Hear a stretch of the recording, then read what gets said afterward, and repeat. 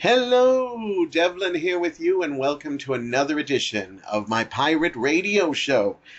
Hope you're doing well. Thank you for pressing play and giving me some of your time. I know time is precious, so it means so much to me when you do. And hopefully you come away from the show with some, I don't know, entertainment, maybe a little, I never thought of that before, and maybe even a little, what the fuck is he thinking? Because I actually don't mind that response sometime. Anyhow, I'm in better spirits today. I was worried. I kind of went through a blue period earlier in the week, and I was afraid that this is going to be a really, really negative podcast, because I always said I'm going to let it go when I let it go, but my mood has increased in a good way, so I have a feeling this is going to have a more positive spin.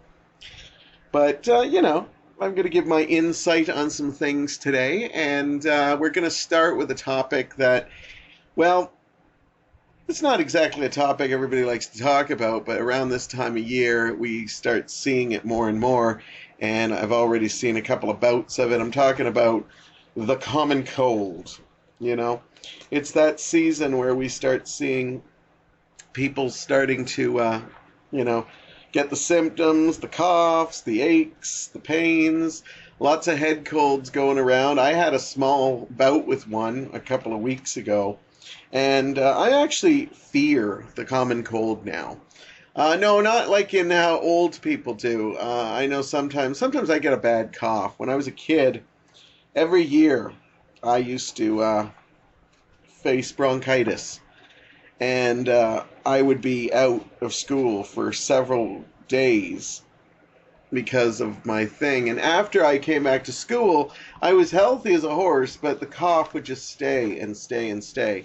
And anybody who knows me knows that, I have a chronic cough at times. I think some people are like, well, if you lay off the cigarettes. I think I had a doctor tell me that one. I said, I have not smoked a day in my life. I just have thing. So whenever I go to a walk-in clinic and I have a cough, I instantly tell them, they kind of always say, well, we're not going to give you antibiotics, like they think I'm some drug addict, that's all I want. But I always tell them, well, when I was a kid, I suffered from bronchitis. And then suddenly, oh, okay, we take that serious. And then they start, piling me on with the stuff I need to get over it. My chronic fear from it comes from I hate just the fact of being sick. Who likes being sick, honestly? Some people say, well, you get a couple of days off work or something, but it's shitty days. It's not like playing hooky days where you're like having fun and doing stuff. Usually when you're sick, yeah, you can watch TV and stuff, but sometimes you just don't feel like it. You just want to turn it off and sleep. And who wants to go and deal with the internet and deal with statuses and shit like that when you got a head cold? But, so I used to always worry because every year I'd come down with something, and even in my adult years, I'd constantly get the cold.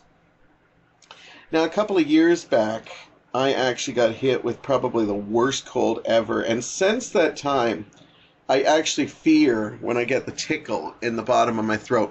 Because for me, everybody has something that starts them, and the cold is on its way. For me, it's always been the tickle in my throat. I get the sore throat first. The good news is I usually get rid of the sore throat first, too, but that always tells me, uh-oh, here it comes. And, it's horrible. You can't swallow, you can't, and then you're like, oh my God, my nose is going to be stuffed up, everything's going to start coming, and it's the sore throat. But a couple of years ago, I had a really bad bout of the cold. And it didn't help that I went to a walk-in clinic and I kept getting misdiagnosed. Some people just said, oh yeah, you got the common cold and that's about it. So we're going to give you some codeine, as I cough, codeine cough syrup. And so I started taking that, and the codeine really played with my head in a really bad way. In fact, it was really horrible. I don't know what it is. I don't have an allergy to codeine, but codeine really fucks with my head. I've heard it fucks with a lot of people's heads. Well, I'm swearing a lot today. But anyhow, so I just it was horrible. And then what was worse was suddenly my eye was starting to get infected. And then I went back and said, like, this cough syrup's not really doing anything. And I definitely have more than the common cold. So that doctor looked at me and said, no, you were misdiagnosed. The cough syrup wouldn't be doing anything for you because you have more than a cough. You actually have a nasal infection that, because it was misdiagnosed and neglected, it went up into your eyeball. So now I've got a nose infection in my eye, which has created an eye infection. And now I've got all this mucus just all up there. And it's just, sorry, please, I hope you're not eating a sandwich or anything while you're listening to this.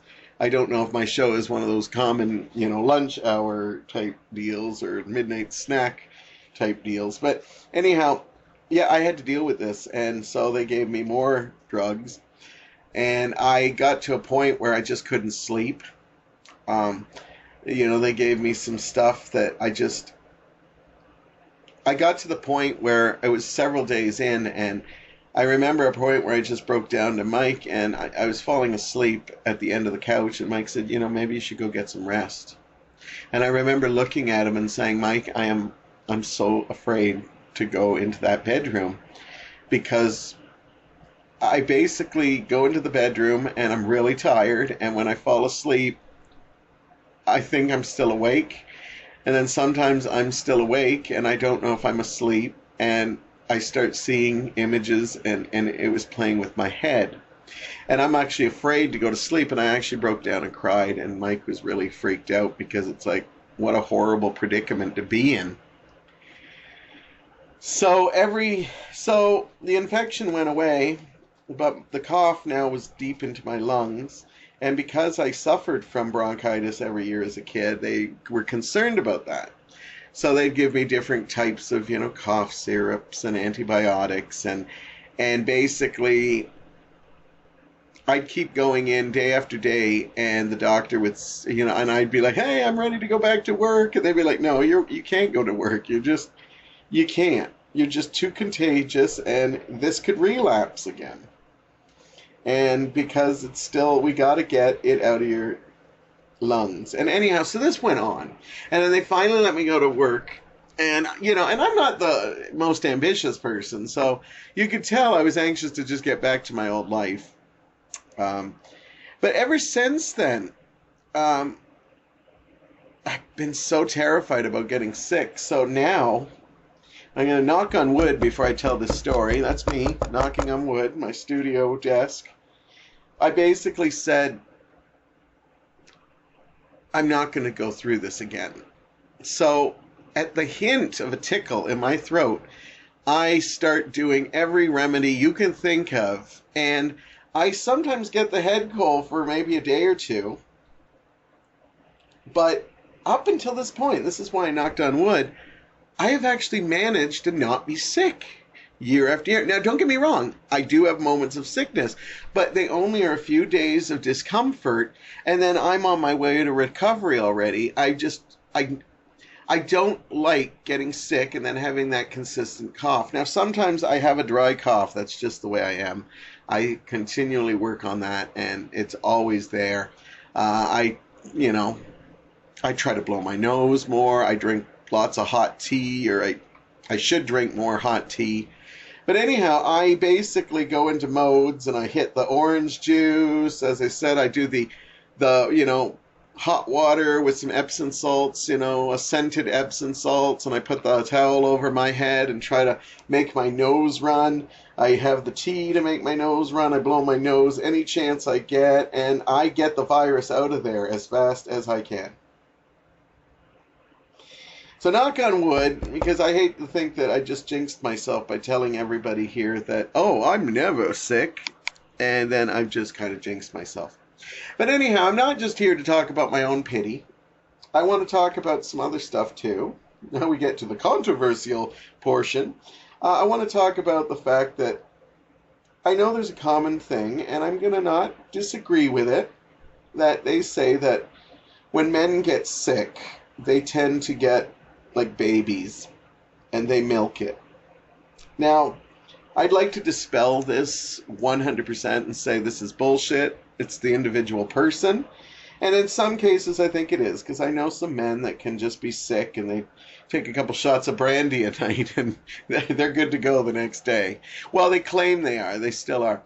I can't say that because I can be a real baby when I'm sick, but I can be a baby pretty much any time. And Mike's really good at, being there for me when I am. Mike is very different. When he gets sick, I'm okay to pamper him, but he tends to just go and just sleep a lot. And then he's fine. He doesn't look for the pampering, doesn't look for the symphony. Me, it's like, Strasford. I basically, it's, oh, please, I need a cold, wrap on my head. It's I won't lie. I can be very dramatic. And where's the NyQuil? And it's, like, Shakespearean theater because I'm on my deathbed all the time. And I've always been like that. And I think it's because I personally, and I am not in any way trying to say that it's trying to blame it on my mother, but my mother did pamper me when I got sick, and I think mothers do tend to do that with their kids, and especially boys. Because I remember, I'd stay off school and I'd lay on the couch so I could watch the TV, and she'd put TVO on for me, and I'd be watching Read Along and Sesame Street and all these great shows. And I remember she'd start doing her housework, and as soon as the vacuum came on, that was it. I was out. There's something soothing about the vacuum cleaner for me.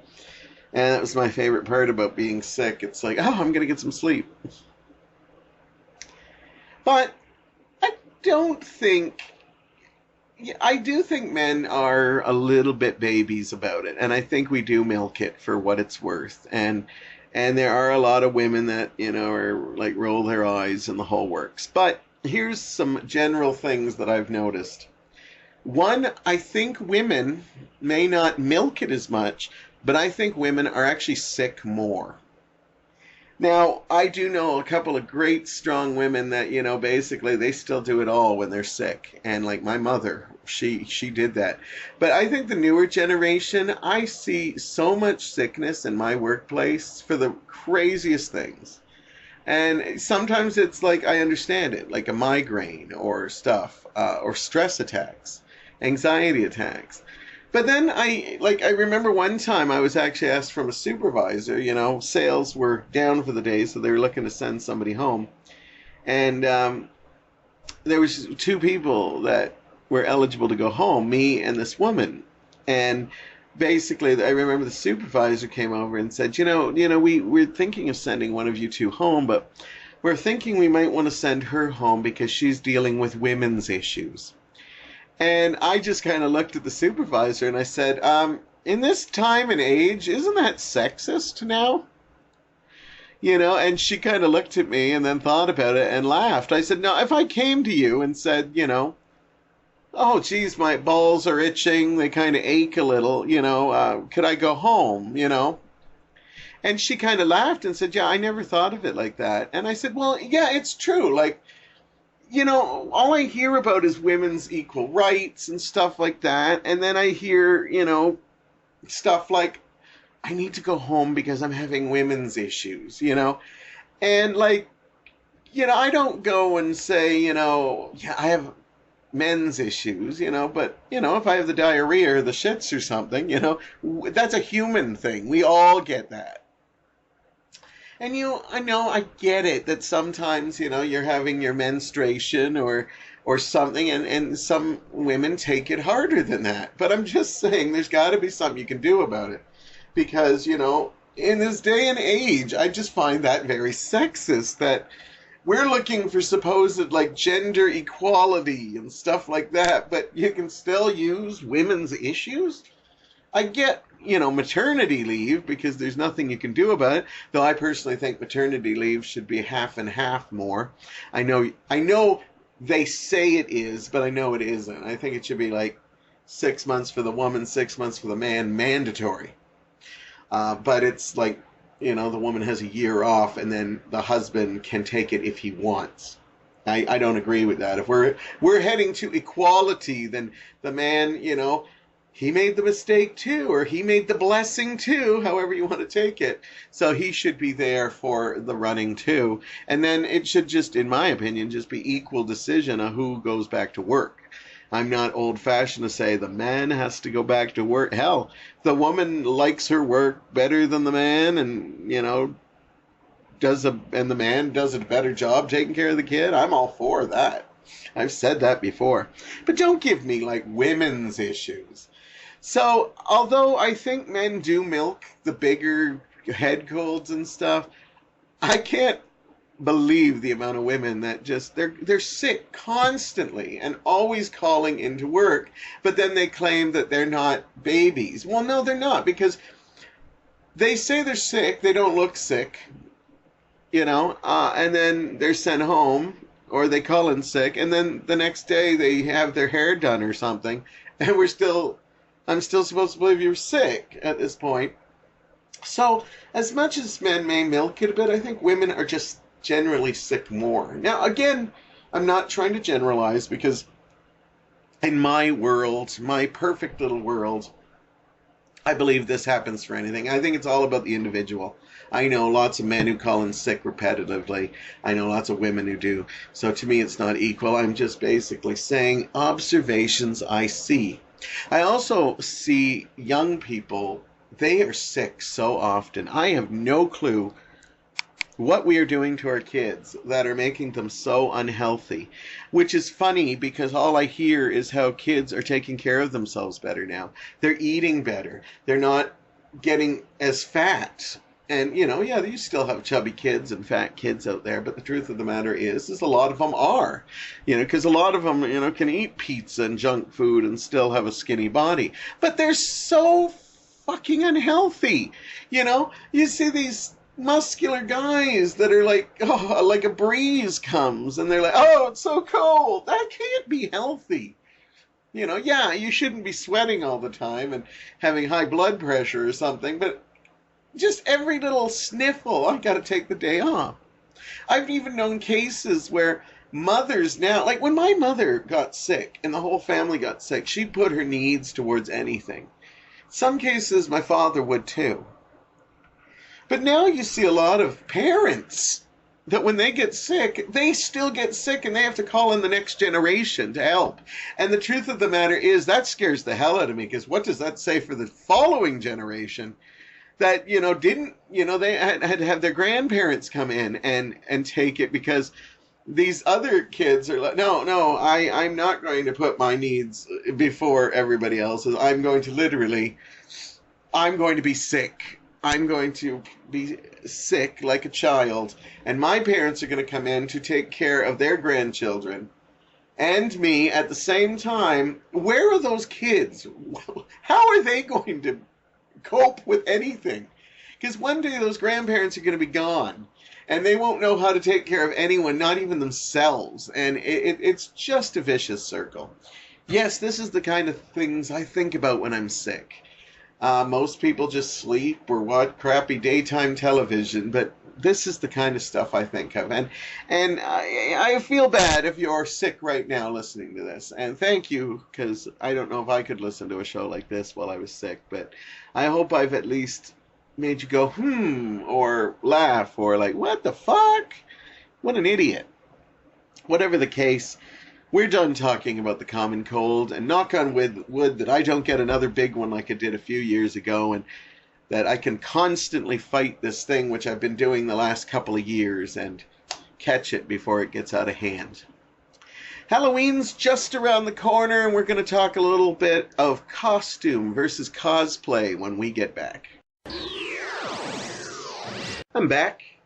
You're here listening to the Devlin's Pirate Radio Show. The Devlin's Pirate Radio Show. I haven't gotten to that ego yet to call myself the Devlin.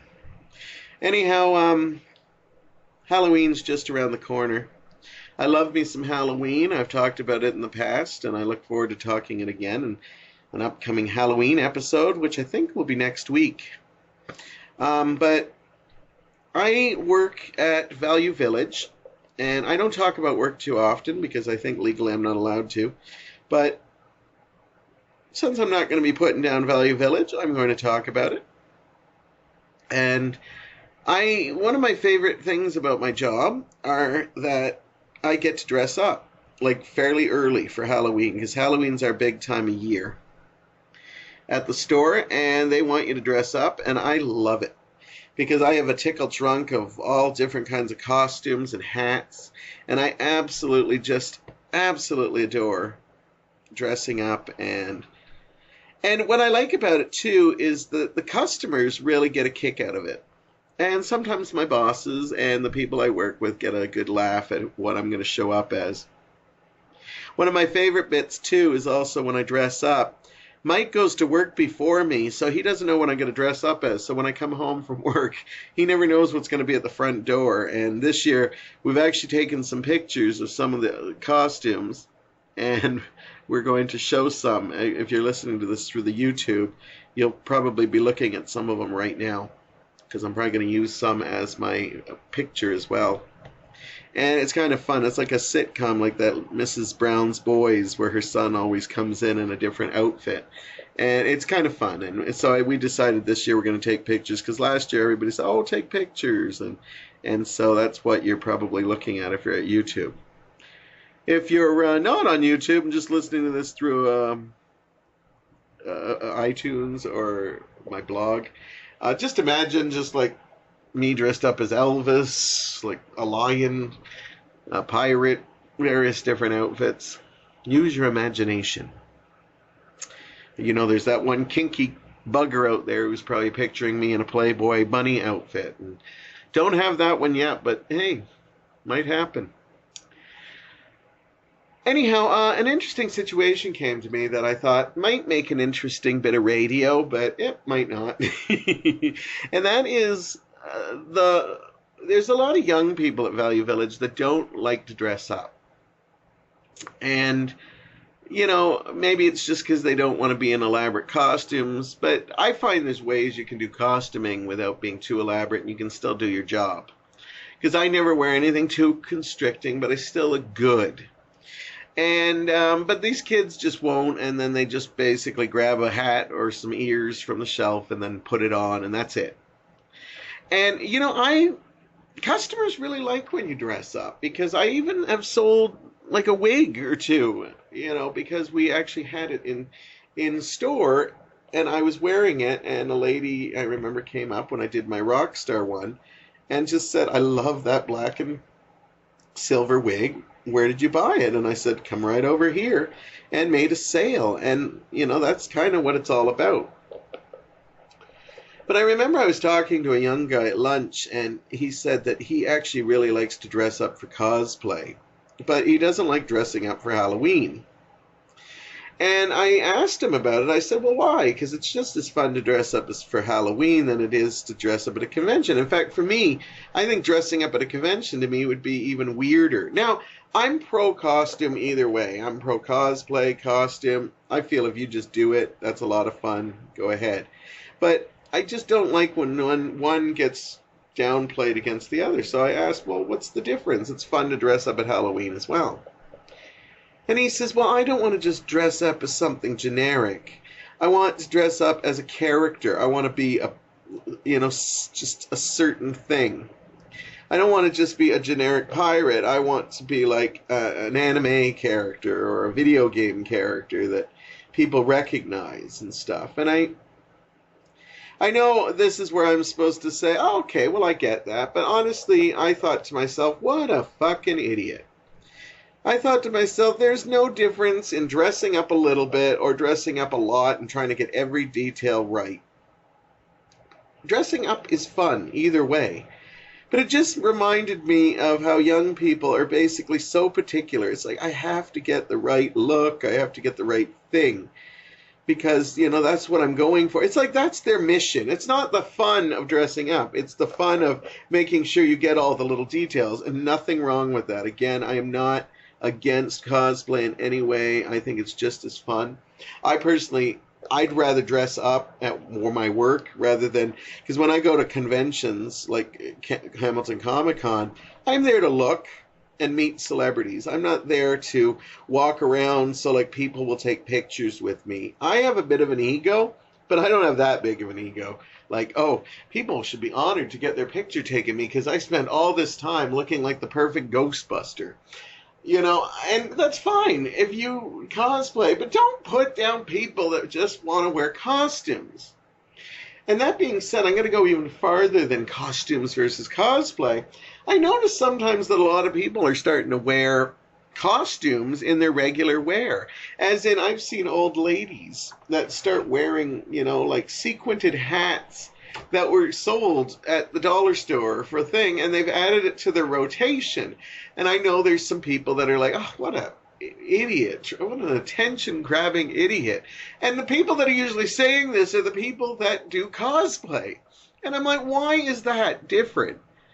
Because she was fond of that hat and decided she wanted to wear it rather than, I'm going to, be one of the Transformers and I'm going to make sure I get every little gear right because I know one person's going to come out. Have we become that self-involved that we're worried that somebody's going to come up and say, like, I know maybe it does happen. Maybe my cosplay friends will have to tell me this.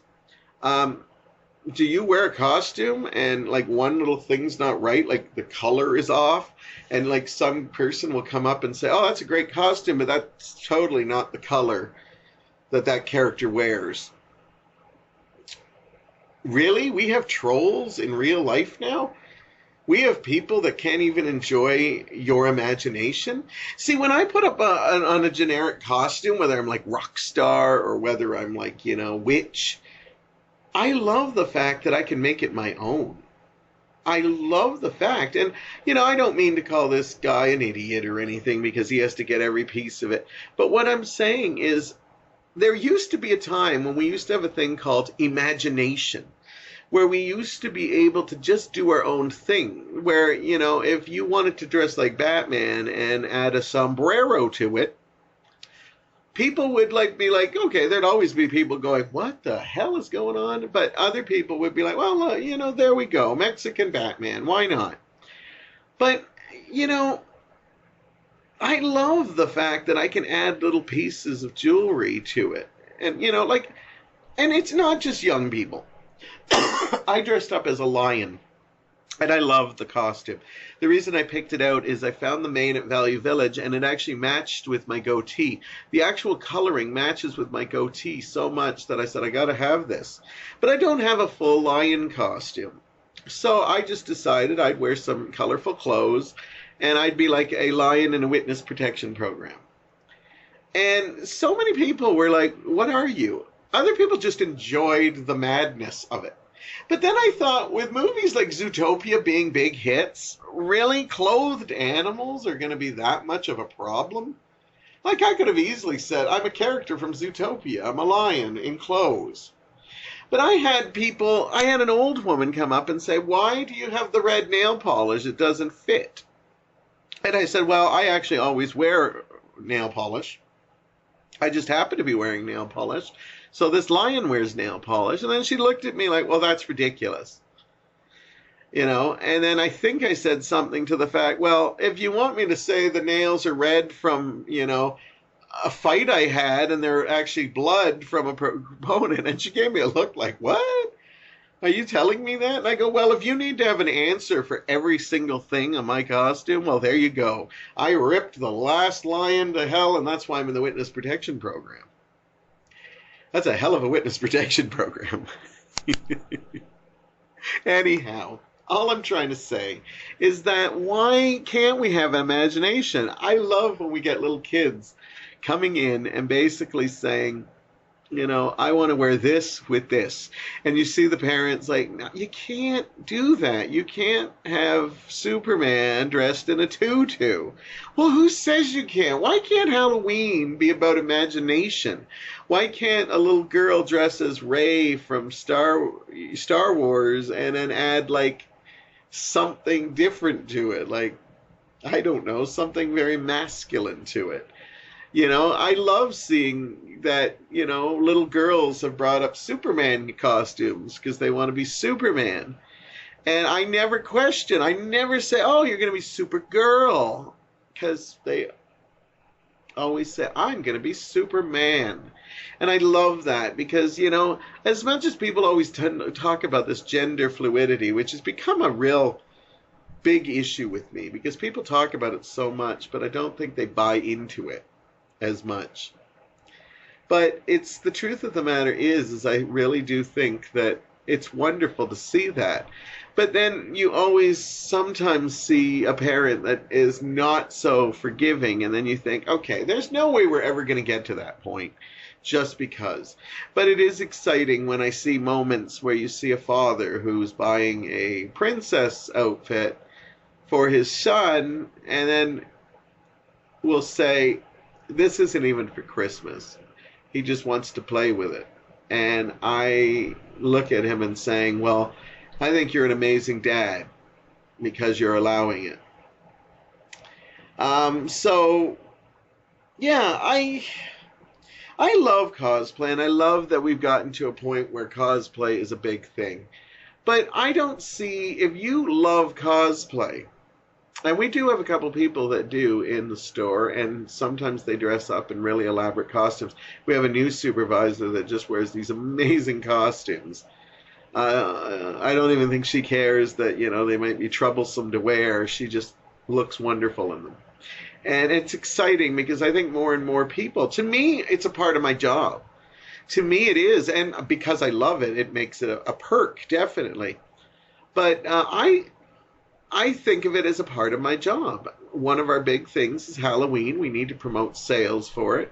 And I see the look in customers' eyes. Yes, I get a ton of looks where people are like, what the hell are you supposed to be? Even though I'm obvious what I am. But just because they're so frightened of that. And I love to see either costumes or cosplay because I think it's a positive thing. And this is the people I really want to address, is the people that look at other people and judge them. I don't care if you're dressed in just a costume, generic, or you've gotten every detail right. Those people that still look down upon you still make me sad more than angry anymore, because you can tell that there's a side of them that just either doesn't get it or wishes they could be like you. And that goes for any of them, the cosplay or the costume. You know, you see people dressed as Joker or Harley Quinn at a Comic-Con, and everybody has their own interpretation, but once again, it's cosplay. They try to get it as good. And you see people like, wow, that's, you know, why would they do that? But deep inside, I feel they're saying, I wish I had the nerve to do that. Look how much joy they're bringing. People going up and getting a picture taken with them and stuff. And it saddens me that people can't do that. I love hearing when kids go out for trick-or-treating and the parents dress. I even liked it when I was a kid. Even if a father would wear a mask or a mother would wear, you know, like a witch's hat or something. Just doing a little something to show the kids that it's not such a big thing. Because, you know, I came from a generation where I would wish I could say my mother would wear a mask or stuff like that at Halloween when we walked around. But we'd go with a couple of the neighbors, and the mothers would just be off to the curb smoking, talking, you know, and you know, every once in a while you would see a father or mother that was dressed up, but not much in the 70s, 80s. And I always thought it was nice because it helped promote the kids, like, well, you're not alone. Look, your parents are going out dressed up too. You know, rather than just the parents, this is only for kids. I like that Halloween has become more for kids. In fact, I have noticed that Halloween is actually geared more now to adults. If you look at the commercials playing on TV, whether it's our Value Village commercials or whether it's Party City, it's not a lot of kids dancing up there. That's adults in full adult costumes. There are kids in the commercials, but we get a lot of adult costumes because Halloween has become such a big thing. But I think Halloween will always have a place where people are going to be like, I don't want to dress up. I don't want to dress up. But going back to my original point, Costume and cosplay people have to be supportive of one another. Don't roll your eyes because, oh, that person's wearing nothing that looks like the character they're trying to be. Or, my God, there's a fat person dressed up as Superman. They're dressing up. Give them the support that they had the balls to do that. Just like, I try not to roll my eyes when, like, you dress in a cosplay costume of some rare anime character that was a really supporting character, and you're getting giggles when people recognize you, and I'm tempted to roll my eyes like, wow, could you pick a more generic person? Now I embrace it. I'm like, good for you. You picked somebody that only a handful of people are going to notice, and when you see those people, you're going to make them smile brightly. But do not put each other down. I am trying to bridge the gap between costumes and cosplay.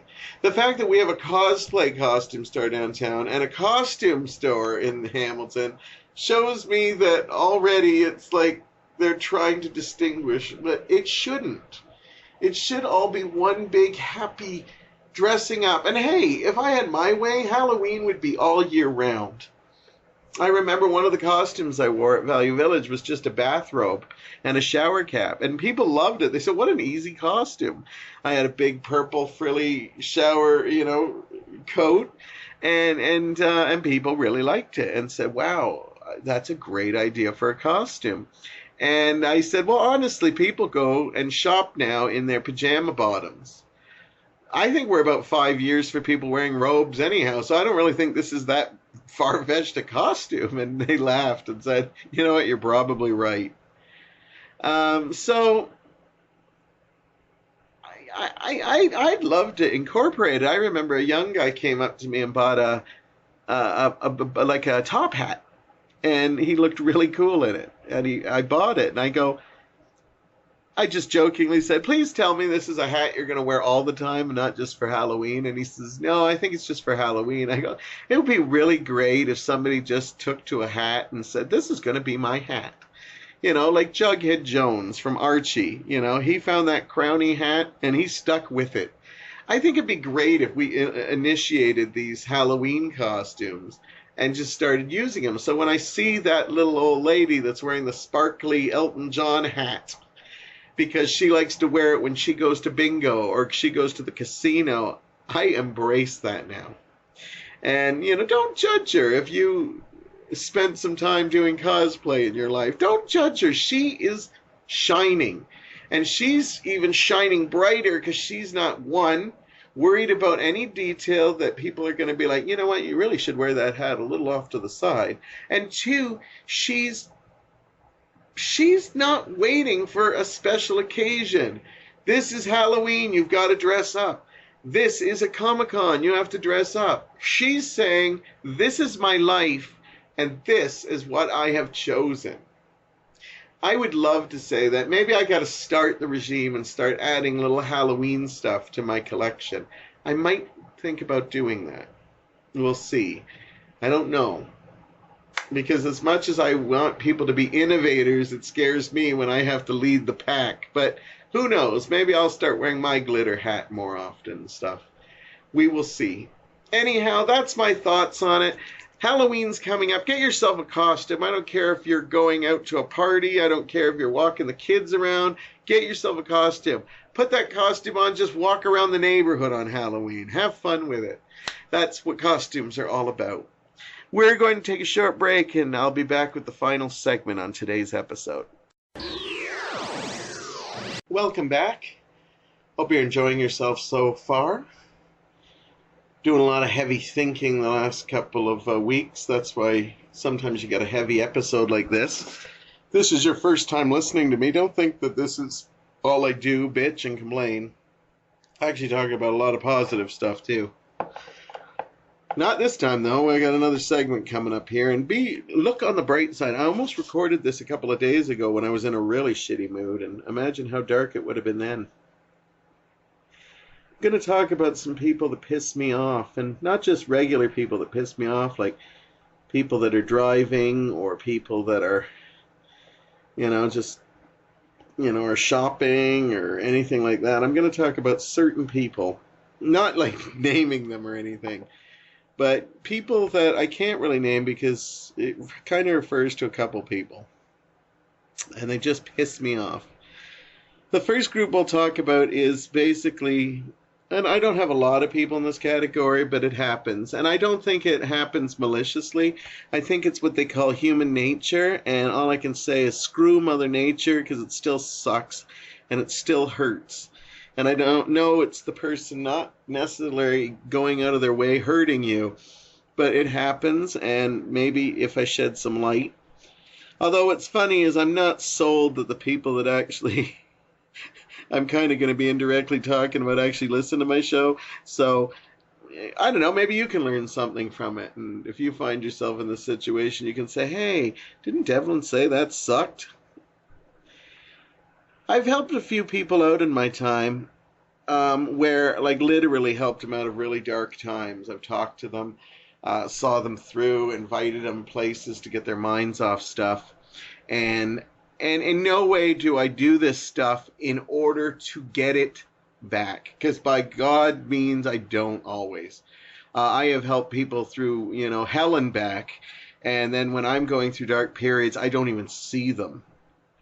I'm not everybody, of course, I'm talking about. I'm not naming names here, but there are people that will be there for you during the dark times. But basically, you work hard on these people. And that's not where I'm going. I'm not trying to get, oh, you need to be there for me because I was there for you. That's not why I did it. I did it because I care about these people. I did it because I was really concerned for these people and I really don't want them to be hurt. But the situation I'm talking about is that you put your heart and soul and everything to work and you get this person to a good place. They start doing positive things. They start going out. Then another person comes, usually someone of the opposite sex or someone who steals their heart. And all of a sudden, these people show up doing the absolute bare minimum, and they get about the same amount and usually more praise than all the work that I did. And this has happened to me a couple times in my life, where I have basically just worked helping someone overcome a broken heart or being in a dark place.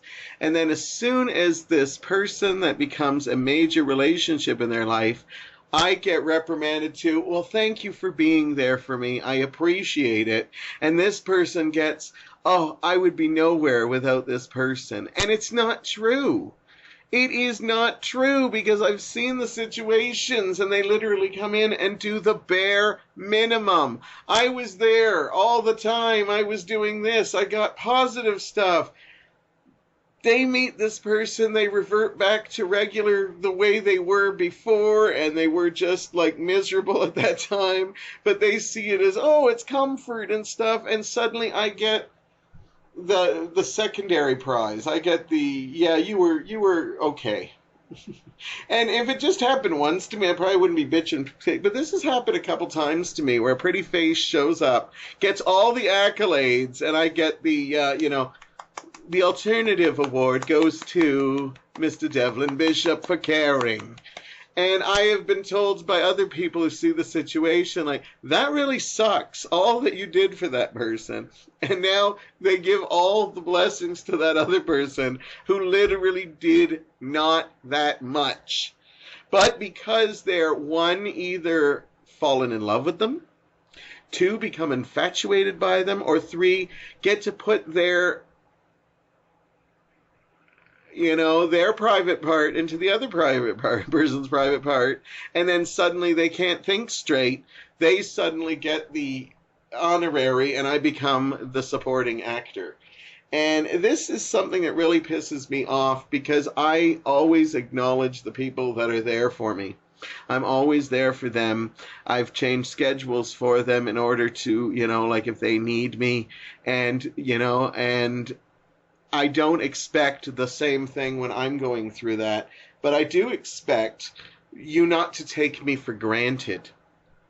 I expect that you still say, hey, I have found this other person and I love this person, but God, you were still so important to me. You were absolutely there for me. Not, oh yeah, that was great that you were there and helped, but this person means a lot more to me now. It, I don't think life should work that way. And I know I'm supposed to take the high road and say you should just be happy that they made it out of the darkness. And I am. I absolutely am. But I like to get the praise where I deserve it. And that might make me a little bit of an egotist. But hey, everybody else in the world gets to be a bit of an egotist. Why not me? Why don't I get to be it? And, it begs me because, I've talked about it many times before. It's probably a common theme. You could probably all talk with me. It means so much to me. But friendship to me is very important.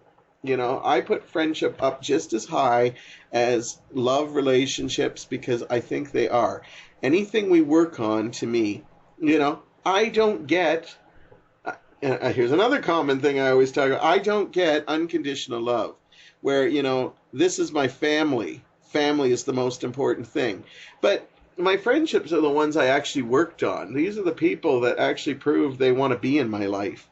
Not just because you were born into my family, we have to stay close. If you have a close family, by all means, that's awesome. Some of us have great families, but we're not all that close. We get together for the 2-3 times a year, and that's plenty. But then you've got these people that want to be in your life all the time. They want to do stuff with you, hang out with you, get to know you a little bit more. Not to the point where, you're jealous of somebody and then suddenly you want to get to know me a little bit more. It doesn't work that way. It absolutely shouldn't work that way. As I understand that people really don't get relationships anymore. And I know friendship is not about loyalty anymore. It's not about anything. I've talked about this. It's really the bare minimum right now, and I think friendship should be like brotherhoods or sisterhoods, or there should be some kind of bonding thing that when you meet a friend, you deal with this, because I think it's important. I think people, it's weird because I think they fall into that unconditional thing a little too easily, where it's like, well, when you find the person you love, you can have kids. And I know some people that have kids for all the wrong reasons. The kids are going to be their friends, they're going to be their family, and it doesn't always work out like that, and then they become miserable old people wondering, well, I did everything. Why did that person not want to be there? It's because unconditional love is weird. And I know people are really losing it, and this is kind of controversial, but again, I don't care. I don't mind talking in a nutty way sometimes. And this is that moment at the beginning that you might say, what the fuck? Is I love that people love pets. I love seeing their pictures of their dog or their pigs or their cat. Yeah, I said pigs. But you know what I don't like is, and I've had some dogs growing up and I absolutely adored them. So I get it. They're part of the family. They become part of you, their thing. But what I don't like is how many people put them as, like, you see so many people saying that pets are so much loyalty to you than people. And yes, they are, because honestly, they don't really work on it. Dogs will love you. A dog will get abused and loved you. It's a relationship, but it's not a real relationship. And I think people go to stuff like cats and dogs and then say, this is the perfect relationship because he's always, we have become so needy in a society that this is an easy relationship to work on. You feed it, you pick up the poo, you pay a lot of money for medical things, and that dog's loyal to you. That cat's loyal to you. Though I don't think cats are as loyal as some. I think some are, others I think are plotting your death. I don't care what you say. Sometimes you just look over and the cat's like, one day.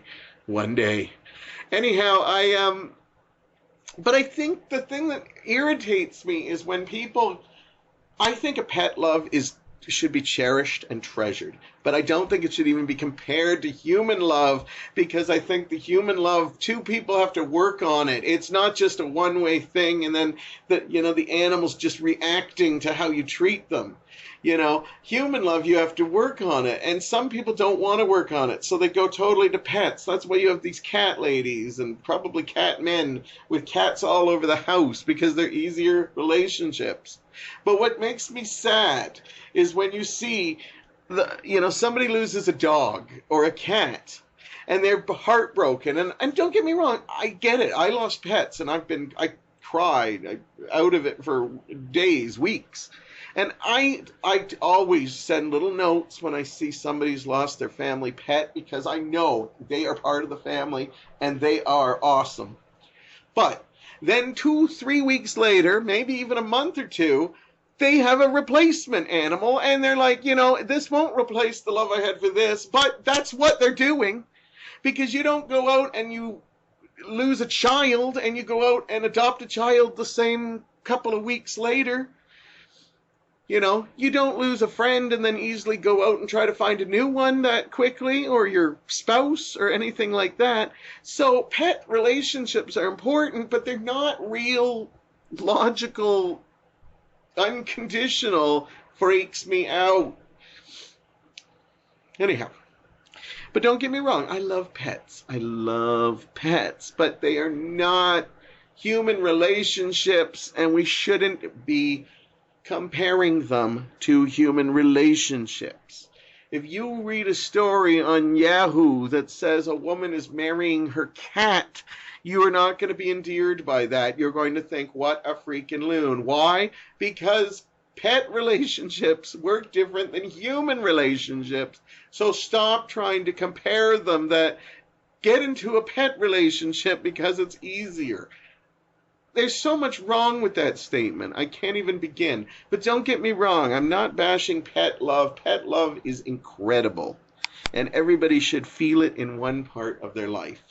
Moving on. Another group of people that piss me off, and I'm not afraid to talk about it. Again, I don't think any of them care and listen to them. Is I am part of the arts community in the Hamilton area. I have had people tell me that people know me. I have taught comedy to many people. I do a podcast that probably appears on most people's Facebook. I've been doing this podcast for over a year. I am almost to the 100th episode. I have done shows that are called the Devlin Monologues. Why am I tooting my own horn right now?